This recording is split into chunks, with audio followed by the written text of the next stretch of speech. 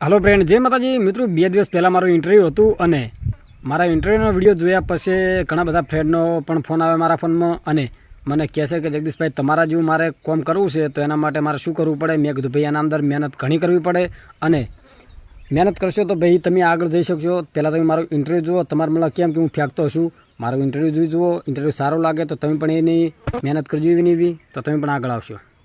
જુઓ, તમારી અંદર જે આ રખડવાની આખી ટેલેન્ટ છે એ કેવી રીતે આવી? Thank you so much. મને પણ ખબર નથી કે હું જીવનમાં આટલો મોટો રખડેલ જે છે એ બની શકીશ અને આટલા મોટા પાયે રખડપટ્ટી કરી શકીશ। શરૂઆતમાં બહુ સ્ટ્રગલ હતી, પણ મને મારો ફ્રેન્ડ મળ્યો, મારો ભાઈબંધ, એના કારણે જ આજે હું રખડેલ જે છે એ બની શક્યો છું અને આ અચીવ કરી શક્યો છું। ભટકી ગયો હતો, ભણવામાં ધ્યાન આપવા લાગ્યો હતો, પણ મારા ફ્રેન્ડને કારણે હું ફરીથી ટ્રેક પર આવી ગયો અને રખડેલ બની।